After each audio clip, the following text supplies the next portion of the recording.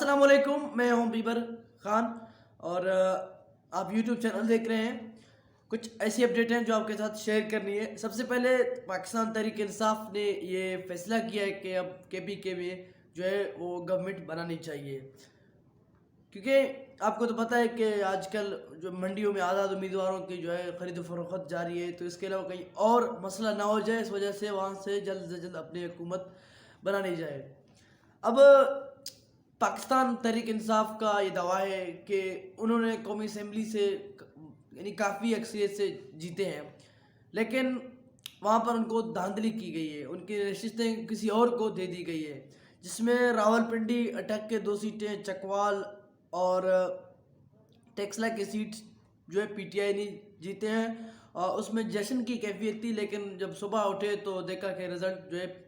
کچھ اور تھے۔ رات کو وہ بھاری ایکسلے سے جیت رہے تھے، لیکن صبح جو ہے جو بندہ 6-7 نمبر پر تھا اس کو آگے لایا گیا ہے۔ پنجاب میں بھی یہی ہے کہ پاکستان تحریک انصاف کو بھاری ایکسلے سے وہ جیت رہے تھے،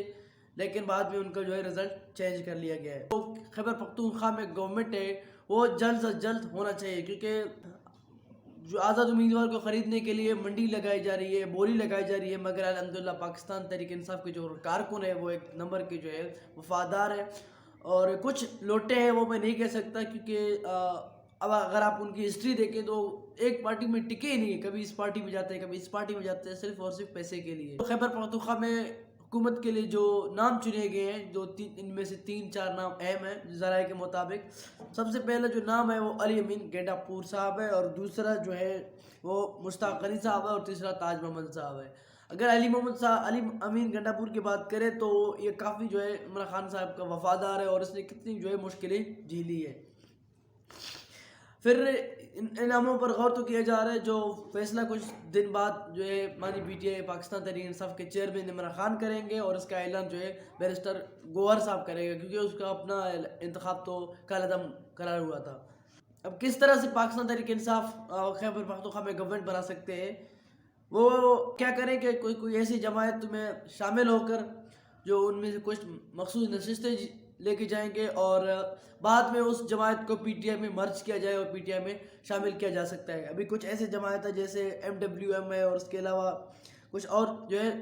چھوٹی پارٹیاں ہیں، ان میں بھی شامل کیا جا سکتا ہے۔ اہم خبر ہے کہ کل رات صدر مملکت سے پاکستان تحریک انصاف کے وفد جو ملاقات کی، اور ملاقات میں ان کو دھاندلی کے بارے میں پاکستان تحریک انصاف کے جو وفد نے انہیں پورا آگاہ کیا کہ کس طرح سے دھاندلی ہوئی تھی۔ اور بعض لوگوں کو تو یہ کہنا ہے کہ یہ جو وفد ہے پاکستان تحریک انصاف کے، یہ صدر مملکت سے جو ہے وہ حکومت سازی کے لیے مشاورت کرنے گئے تھے۔ اب فیصلہ تو ہے یہ عدالتوں میں، کیونکہ اگر آپ قومی اسمبلی کی بات کریں تو پی ٹی آئی کے میرے خیال سے 100 سے تھوڑا کم ہے، اور PMLN کو جو ہے دھاندلی کر کے کرا کے 75 سیٹیں تک پہنچا دی گئی ہے، اس نے تھی نہیں لیکن پہنچا دی گئی ہے۔ تو اب اس کا فیصلہ عدالت کرے گا۔ اگر عدالت انصاف چاہتا ہے، اگر عدالت انصاف اور فیصلے کرتا ہے تو یہ حکومت پی ٹی آئی کا پاکستان تحریک انصاف کا ہے، اور ان کے علاوہ جو کچھ نشستوں سے دھاندلی کی گئی ہے، جیسے کراچی ہو گیا، اسلام آباد ہو گیا، چکوال ہو گیا، اٹک ہو گیا، ان کا سیٹیں بھی واپس دلا کر جو پھر پاکستان تحریک انصاف کی حکومت جو ہے بن سکتی ہے۔ اگر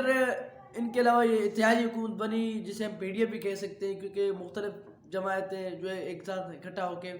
جو ہے حکومت بنائے گی، جیسے پچھلے 16 مہینے پاکستان پیپلز پارٹی PMLN اور بعض جماعتوں نے جو ہے مل کر حکومت بنائی تھی، تو پاکستان کا جو ہے کیا حال ہوا تھا۔ اگر اس دفعہ یہ حکومت بنی تو میں کہہ رہا ہوں پاکستان کا جو ہے معیشت، پاکستان کا صفحہ تباہ ہو سکتا ہے۔ تو